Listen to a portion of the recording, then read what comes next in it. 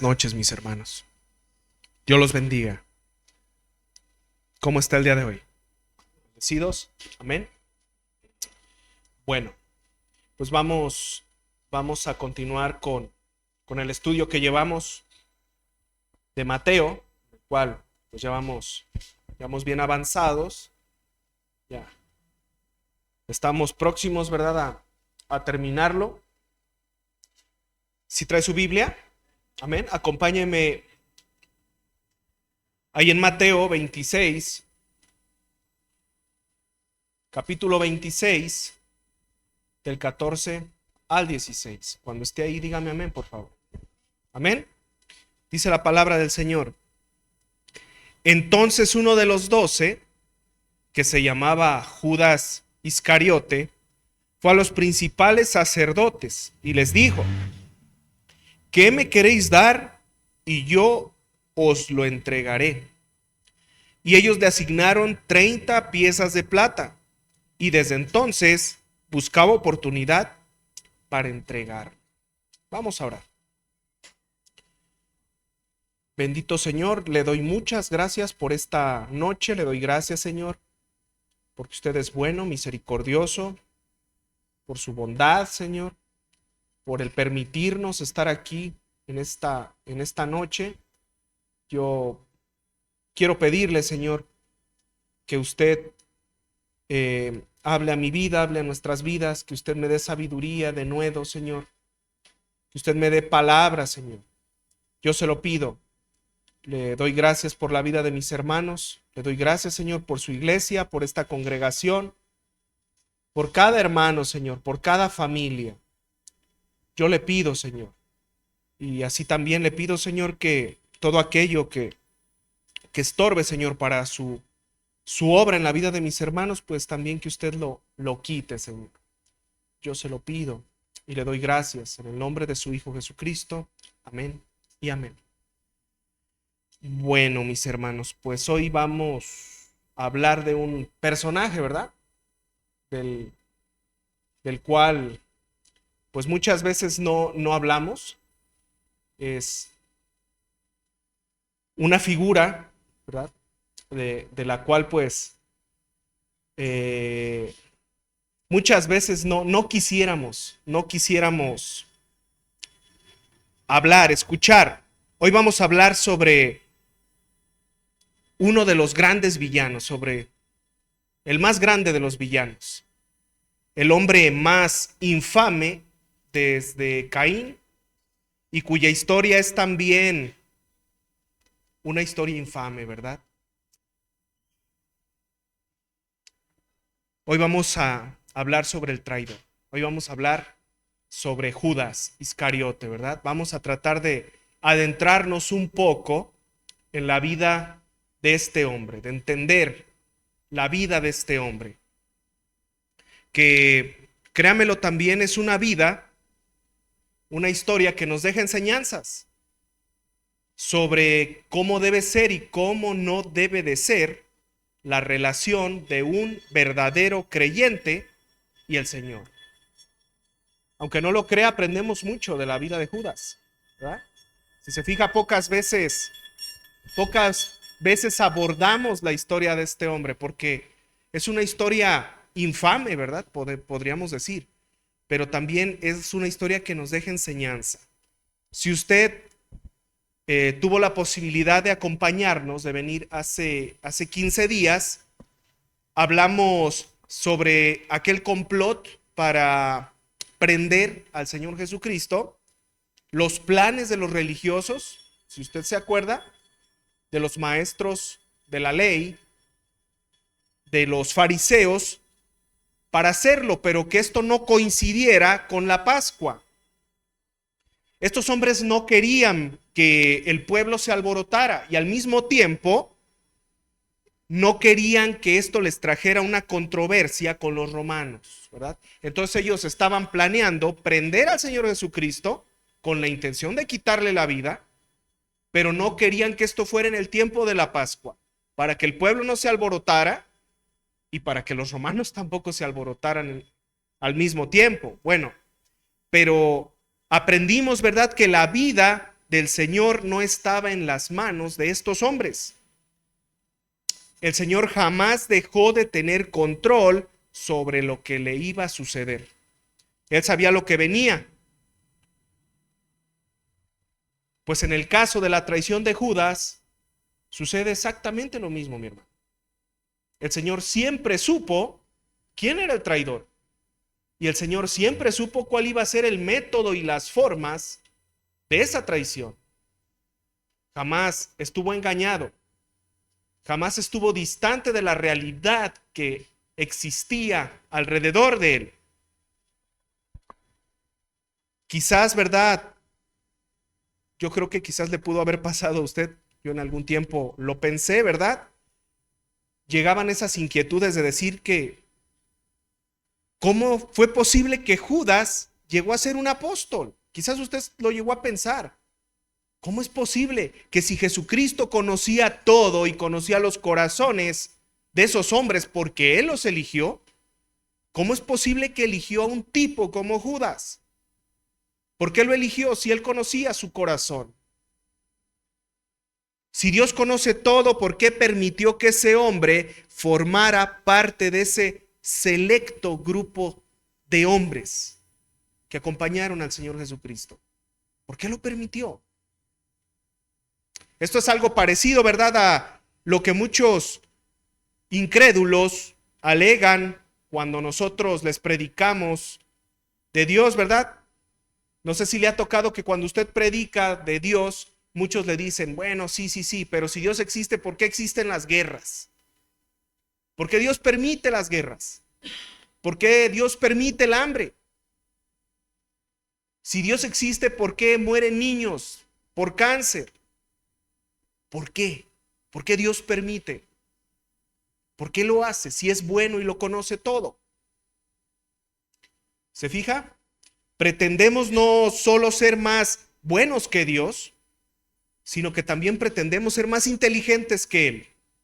Cuestionamos el por qué suceden las cosas. ¿Por qué Dios permite? ¿Por qué Dios hace? Si Él lo conoce todo. Y eso mismo pasa, ¿verdad?, cuando abordamos la figura de Judas. ¿Por qué Dios permitió que un hombre como este estuviera ahí? ¿Por qué el Señor Jesucristo lo eligió si conocía su corazón? Bueno, hoy vamos a tratar de entenderlo. Acompáñenme, vamos a Zacarías, capítulo 11, del 12 al 13.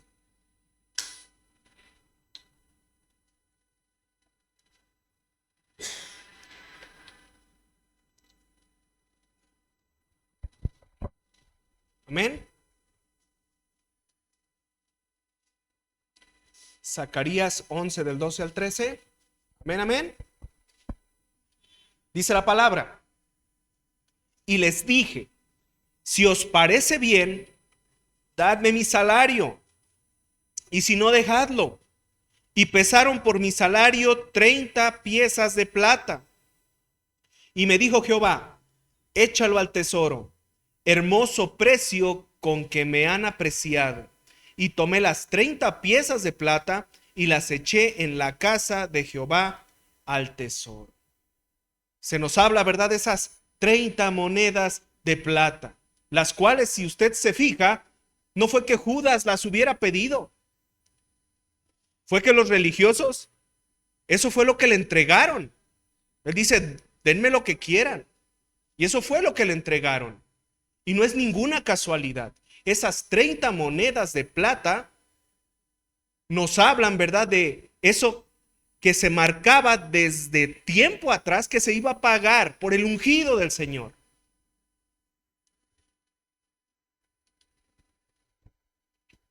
Judas tenía una voluntad propia.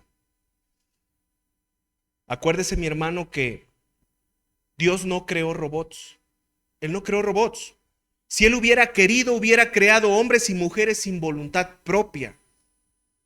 Mas, sin embargo, ¿verdad?, como parte de esa semejanza a sí mismo, con la cual Él nos creó como seres humanos, Él también creó seres dotados con una voluntad propia. Él le ha dado a usted una voluntad. Usted decide, mi hermano. Era necesario que existiera un traidor para que la palabra se cumpliera. Y Judas decidió ser ese traidor. Él lo decidió. Nadie lo obligó. El Señor Jesucristo sabía que lo iban a traicionar. Él lo sabía. Y sabe que el Señor jamás intervino en la voluntad perversa de Judas. Jamás. Judas nunca lo supo, pero a través de su maldad él estaba siendo un instrumento del plan de Dios. Él no lo sabía.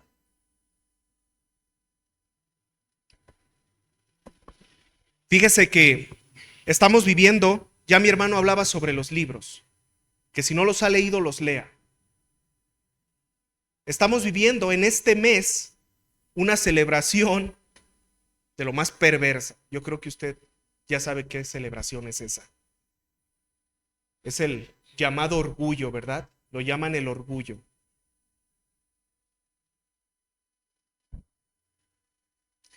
Que no sé de qué orgullo es el que hablan, ¿verdad? Si lo único que demuestran es un rechazo por su naturaleza. Es un rechazo por lo que Dios ha creado en ellos. Entonces no podemos hablar de orgullo. Al contrario, ¿verdad? Debería de ser el mes del repudio, porque se repudian a sí mismos y la obra de Dios, la obra que Dios hizo en ellos. No hay ningún orgullo, mi hermano, ninguno. No se deje llevar. A veces parece como algo insignificante, ¿verdad? Como algo, ay, es que es el mes del orgullo y como yo tengo amigos, pues déjalos felicito. No, mi hermano, no hay ningún orgullo. Esa gente repudia su naturaleza, repudia la creación de Dios en ellos. No hay ningún orgullo. Y déjeme le digo algo. Los gobiernos, sin darse cuenta, al estar fomentando y apoyando este tipo de celebraciones, lo único que están haciendo es que aceleran el juicio de Dios sobre este mundo. Ellos no lo saben, como Judas no sabía que era un traidor.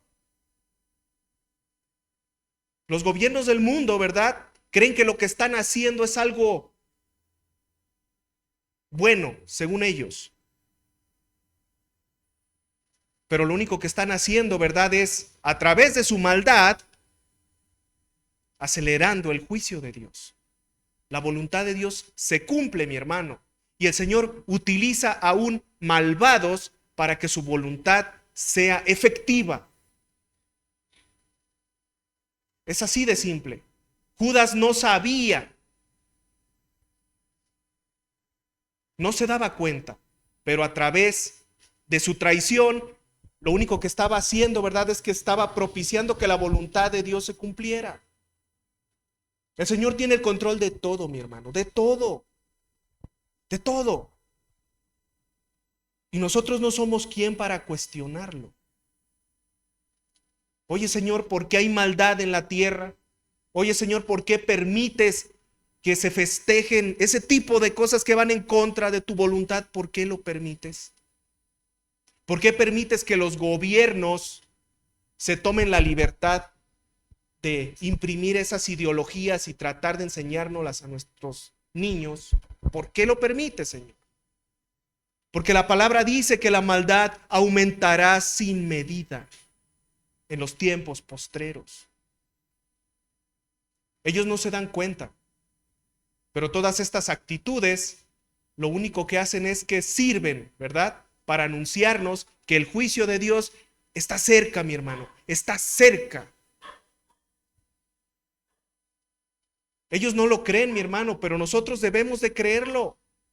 El juicio de Dios está cerca, mi hermano. No sabemos cuándo. Y esto no se lo digo, ¿verdad?, para que se me espante. Aquí no. Pero es bíblico. Eso es bíblico, mi hermano. No nos lo sacamos nosotros de la manga.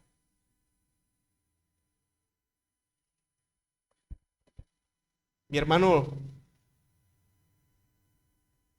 mi hermano nos invita, ¿verdad? En este caso, busquen los libros, vean lo que se les está enseñando a los niños, porque debemos de conocerlo, mi hermano. Nuestro trabajo, lo que nosotros debemos de hacer no es ir a derrocar gobiernos.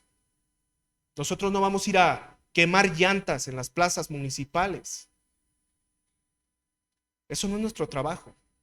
Pero sí debemos de saber en dónde estamos parados, qué momento estamos viviendo.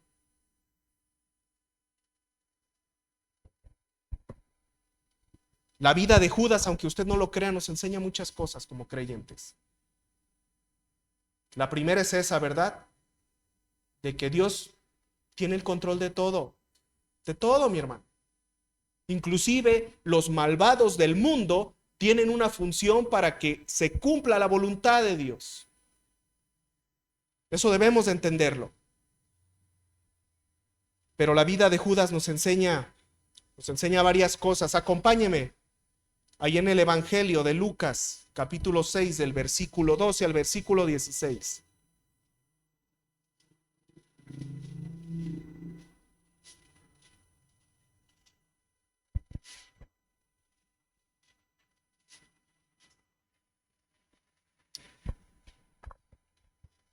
Amén. Lucas 6, del 12 al 16, dice la palabra del Señor. En aquellos días, él fue al monte a orar y pasó la noche orando a Dios. Y cuando era de día, llamó a sus discípulos y escogió a 12 de ellos, a los cuales también llamó apóstoles: a Simón, a quien también llamó Pedro, a Andrés su hermano, a Jacobo y a Juan, Felipe y Bartolomé, Mateo, Tomás, Jacobo hijo de Alfeo, Simón llamado Celote, Judas hermano de Jacobo y Judas Iscariote, que llegó a ser el traidor. El Señor lo eligió. Él no se eligió solo. Aquel que conoce los corazones lo eligió a él con un propósito, mi hermano. Y algo interesante, ¿verdad?, es el hecho de que Judas aparezca entre estos 12 apóstoles. Y eso significa, mi hermano, que tuvo la posibilidad de estar cerca del Señor durante prácticamente todo el tiempo del ministerio del Señor. Durante todo ese tiempo Judas estuvo ahí. Eso es tremendo. No estuvo lejos, estuvo cerca del Señor, por un lado del Señor, tan cerca como pudo estar Pedro, o como pudo estar Bartolomé, o como pudo estar Juan. Así de cerca pudo estar Judas. Y también pudo mirar los milagros y las grandes obras. Pero ¿sabe qué? A pesar de todo eso, válgame, siguió siendo Judas. Estuvo cerquita, pero su corazón estuvo muy lejos. Muy lejos. La vida de este hombre nos muestra que se puede conocer de cerca y a la misma vez estar lejos del Señor. Inclusive, ¿verdad? Y esto yo sé que quizás va a poder brincarle en un principio, pero inclusive se puede creer en Jesucristo, pero no ser parte de los suyos. Y le voy a decir por qué, para que no le brinque. Ahorita le voy a explicar. ¿Se acuerda de Simón el mago? La palabra dice que ¿qué? Que creyó. ¿No lo dice?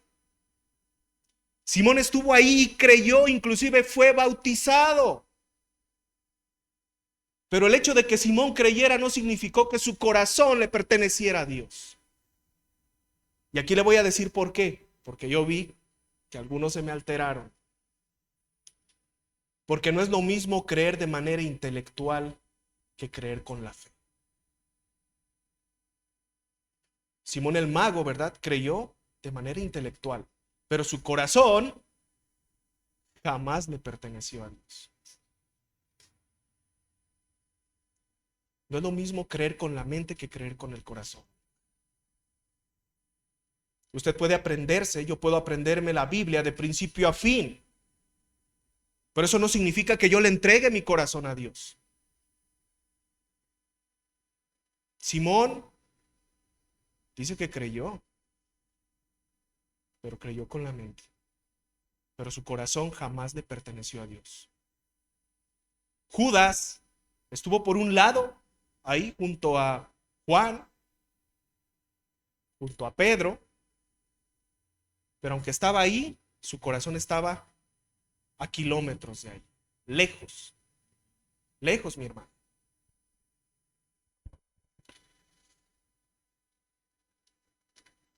Se puede pasar una vida entera, mi hermano, y eso, yo sé que esto es algo que quizás nos puede doler, pero se puede pasar una vida entera congregándose, inclusive conociendo la palabra. Se pueden ver los milagros de cerca, de primera mano, pero estar lejos.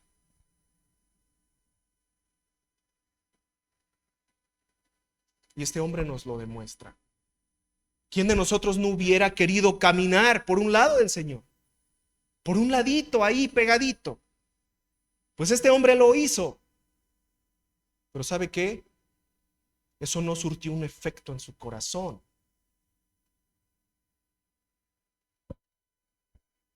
Mi hermano, al creyente, déjeme se lo digo, al creyente no lo hace la congregación, ni el conocimiento, ni siquiera el estar aquí. Lo hace el corazón arrepentido, el seguir la palabra y el ejemplo del Señor. Eso es lo que hace al creyente. Judas estuvo cerca, pero ¿sabe qué? Judas jamás formó parte. Jamás. Judas fue un traidor.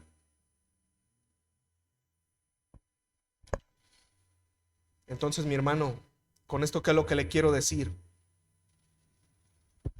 Que de nada nos sirve, mi hermano. Usted debe de conocer la Biblia. Debe de conocerla, porque todo creyente debe de conocer la palabra. Dios nos manda a leer, a conocer la Escritura. Pero de nada sirve, mi hermano, de conocerla de manera intelectual si no surte un efecto en nuestro corazón, si no hay un cambio real en nuestras vidas. De nada nos sirve si nuestro corazón está lejos. Déjeme le digo algo. Los sacerdotes católicos estudian 7, 8, 10 años y estudian la Biblia, pero no tienen un discernimiento de ella. Entonces, por encima de lo intelectual está la fe, mi hermano. Creer con el corazón. Judas estuvo cerca, pero Judas era malvado. Vamos a Juan capítulo 12 del 1 al 6.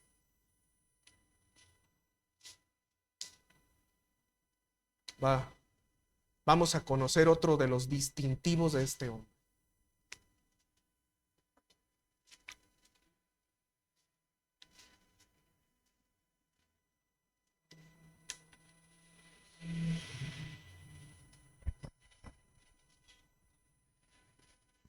Amén.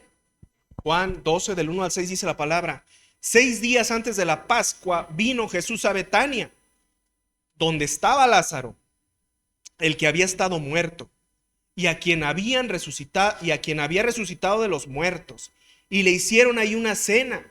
Marta servía y Lázaro era uno de los que estaban sentados a la mesa con él.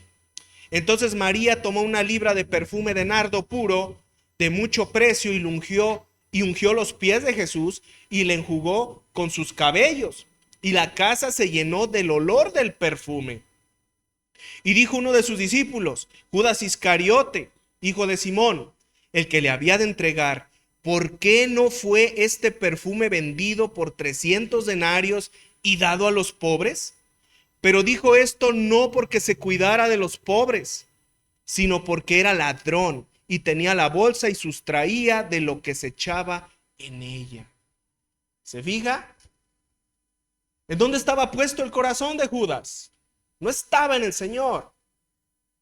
Judas estaba pensando en su beneficio, en lo que le traería estar cerca de él físicamente.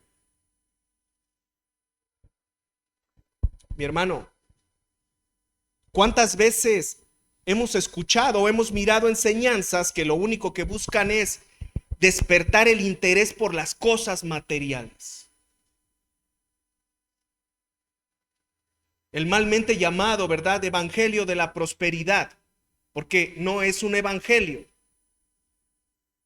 Más bien deberíamos llamarlo, ¿verdad?, la doctrina de la codicia o la doctrina de Judas Iscariote. Porque eso no es un evangelio. Pueden llenar locales con multitudes, mi hermano, diciéndoles, ¿verdad?, que Dios les va a dar, que Dios les va a retribuir, que Dios les va a prosperar, llenando el corazón solamente de amor por las cosas materiales. ¿Sabes, mi hermano, que eso era lo que movía a Judas? El interés. Mi hermano, nosotros no venimos aquí para ser enriquecidos materialmente. No venimos a eso. Y es por eso también, mi hermano, que yo y mi hermano lo hemos hablado. Cuando prediques el evangelio, mi hermano, nunca les prediques sobre bondades económicas. No lo hagas. No lo hagas. Predícales de Jesucristo. Porque si no, ¿sabes qué es lo que pasa? Que se forman una mala imagen. Se desvían. Y luego vienen aquí esperando encontrar algo que no es lo que se les tiene que dar. Y muchas veces cuando no lo encuentran se van decepcionados. Porque dicen, no, oye, ni encontré trabajo, ni mejoré económicamente. Es más, al contrario, es más que ando más traqueteado que antes. Ando mal económicamente, peor. Es más, me dijiste que mi matrimonio se podía salvar y tengo más problemas. No me he curado de la enfermedad. Me engañaste. Y se van decepcionados. ¿Y sabe por qué? Por culpa de nosotros, porque les predicamos lo que no deberíamos de predicarles. La predicación tiene que ser cristocéntrica. Mira. Todo debe de girar alrededor de Cristo, de su obra redentora en la cruz, de arrepentimiento. En eso debe de girar la predicación. Porque de lo contrario, ¿sabe qué? Lo único que creamos o que provocamos es que vengan con una mentalidad semejante a la de Judas. Estoy cerca porque me puedo beneficiar. Y pueden ver los milagros. Y pueden ver las maravillas. Pero su mirada está puesta en otro lado. Entonces, mi hermano, vemos eso en Judas, ¿verdad? Judas jamás estuvo interesado en el Señor. Estaba interesado solamente, ¿verdad?, en aquello que él podía tomar ahí. Era un ladrón. Pero yo estoy seguro que aquí no hay de esos. Yo estoy seguro que no.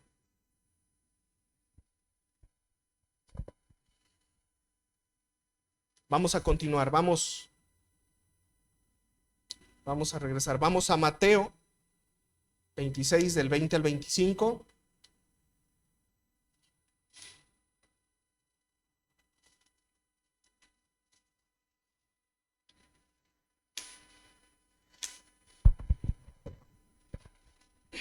Amén. Mateo 26 del 20 al 25. Amén. Dice la palabra: cuando llegó la noche, se sentó a la mesa con los 12, y mientras comían, dijo: de cierto os digo que uno de vosotros me va a entregar. Y entristecidos en gran manera, comenzó cada uno de ellos a decirle: ¿soy yo, Señor? Entonces él respondiendo dijo: el que mete la mano conmigo en el plato, ese me va a entregar. A la verdad, el Hijo del Hombre va, según está escrito de él. Más, ay de aquel hombre por quien el Hijo del Hombre es entregado. Bueno le fuera a ese hombre no haber nacido. Entonces respondiendo Judas, el que le entregaba, dijo: ¿Soy yo, maestro? Le dijo: tú lo has dicho. Imagínese, imagínese nada más la escenita de Judas.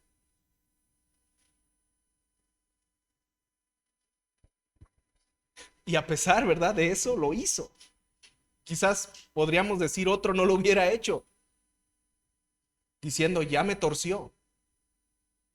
No, no, no, pero el corazón de Judas era un corazón malvado. Como le decía, ¿verdad? No es ni siquiera que él hubiera dicho: denme las 30 monedas, sino que fue y les dijo básicamente: denme lo que sea, yo se los voy a entregar. Así era la miseria de este hombre, de su corazón. Así de malvado. Y sabe que el Señor lo conocía. Y a pesar de eso, el Señor lo eligió entre los dos. ¿Y por qué? Porque Dios es soberano. Él es soberano. Y Él sabía del propósito en la vida de Judas. Volvemos, ¿verdad?, al hecho de que la traición de Judas jamás fue una sorpresa o un secreto para el Señor. Jamás. Él sabía perfectamente lo que era y la manera en que iba a actuar. Es más, se lo pudo detener. Si el Señor hubiera querido, lo hubiera detenido en ese momento. Les hubiera dicho a los otros: ¿verdad?, agarren a este porque este va a ser el que me va a entregar. Agárrenlo y amárrenlo. El Señor pudo haberlo hecho, pero no lo hizo. Porque hasta la maldad de Judas estaba trabajando de acuerdo al plan perfecto de Dios. Así de simple. Y esto nos enseña, ¿verdad?, que hay sucesos que parecen malos, pero que solo suceden para apuntalar el plan de Dios en su creación, en sus hijos. Sí, mi hermano, esto nos enseña mucho como creyentes, ¿verdad? ¿En dónde realmente está puesto nuestro corazón? ¿Dónde está puesto? A traer a la mente, ¿verdad? O sea, estamos aquí, pero ¿dónde estamos? ¿Dónde está esto? Porque se puede estar cerca y al mismo tiempo estar lejos. Esa es la primera. La segunda, ¿qué es lo que nos motiva a estar aquí? ¿Qué es lo que me motiva? ¿Qué es lo que estoy buscando? ¿Solamente estoy buscando el bienestar económico, el bienestar emocional? ¿O estoy aquí porque reconozco que Jesucristo es mi Señor y mi Salvador? ¿Qué es lo que me motiva? Como creyente, ¿verdad?, aprendemos mucho de la historia de este hombre, de él. Un impresentable, ¿verdad?, como Judas, un innombrable, como dijera un político, un innombrable. Pero también esto nos enseña, ¿verdad?, que todo lo que sucede, absolutamente todo lo que sucede, por más doloroso y malvado que parezca, actúa conforme a la voluntad de Dios. Todo. Y por eso le decimos, mi hermano, a mí, yo se lo digo, yo cuando veo, ¿verdad?, esas escenas de estos tipos y también de mujeres diciendo que están orgullosos de ir en contra de lo que Dios creó, porque ellos también son creación de Dios, y burlándose aún también del Señor, porque si usted busca va a haber escenas aborrecibles que se burlan de la figura de Jesucristo, lo hacen. Y cuando yo lo veo, mi hermano, híjole, me estremezco. Y a veces yo quisiera estar ahí y gritarles. Pero ¿sabe qué, mi hermano? El Señor permite también eso. También lo permite. Es necesario que este mundo caiga en un nivel de degradación total, porque sabe que eso precede a su segunda venida y a ese juicio inminente. Entonces yo lo único que digo es: Señor, mejor ir a predicarles, ¿verdad?, no a gritar. Porque también entre toda esa gente que anda en esa multitud, también hay gente que se va a salvar porque va a escuchar el evangelio y se va a arrepentir. Entonces, lejos, ¿verdad?, de maltratarlos, hay que predicarles. Hay que predicarles. Porque como lo decíamos, ¿verdad?, ese solamente es un tipo de pecado entre muchos tipos de pecado. El homosexual no es peor que el mentiroso, ¿no?, ni que el borracho. Simplemente cuando ve uno eso, el celo pega, mi hermano. El celo pega, uno se siente herido. Pero esa es una llamada de atención, ¿verdad? El Señor tiene control de todo.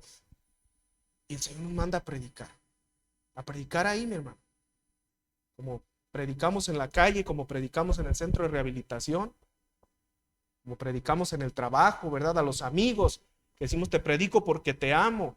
Pues bueno, por amor también hay que predicarles a estas gentes. Amén. Entonces, la vida de Judas, mi hermano, es una vida, es una historia, la de este hombre, que nos enseña muchas cosas. Nos enseña muchas cosas y a veces la repelemos, ¿verdad? Porque ¿quién se interesa en la vida de un traidor? Los traidores son aborrecibles. Son aborrecibles, mi hermano. Es más, los traidores están escritos subrayado de rojo en todas las historias. Y este hombre es uno de esos. Pero su vida nos enseña muchas cosas. Amén. Bueno, vamos a orar. ¿Le parece?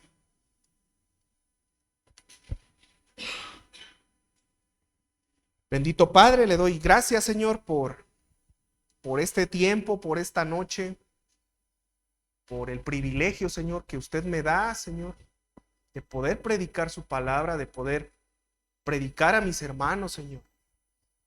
Yo le pido que usted siga obrando, Señor, en nuestras vidas, que meditemos, Señor, en la vida de este hombre, de Judas, que meditemos, Señor, en todas esas situaciones, en él, que entendamos, Señor, que podemos conocer muchísimo de manera intelectual, pero que usted lo que nos demanda, Señor, es que tengamos un conocimiento más profundo, Señor, que lo entendamos, Señor, con nuestro corazón. Yo le pido, Señor, por esta congregación, le pido por su iglesia. Y también, Señor, le pido que usted nos ayude, Señor, nos dé valor de salir a predicar su palabra, Señor. Entendiendo que usted tiene el control de todo y que usted sabe, Señor, quiénes son los que le van a entregar su vida. Usted lo sabe, Señor, porque usted conoce a los suyos desde antes de la fundación del mundo, Padre. Pero usted nos demanda salir a predicar. Yo le pido, Señor, y le pido por esta situación, Señor, tan triste por la cual están pasando esta sociedad, donde a lo bueno, Señor, le dicen malo y a lo malo le dicen bueno, y aún motivan, Señor, a que la gente obre de manera perversa. Pero yo le pido por nuestras autoridades, le pido, Señor, que usted obre en los corazones de nuestros gobernantes, que usted les ponga temor. Y también le pido, Señor, porque usted nos ayude, Señor, a no conformarnos, no a que nos mande a librar batallas allá afuera, pero sí, Señor, a demandarles lo que no está bien delante de usted. Yo se lo pido, Señor. Le doy gracias, Señor, por este tiempo. Le doy gracias por esta congregación. En el nombre de su Hijo Jesucristo. Amén y amén. Dios les bendiga, mis hermanos. Buenas noches.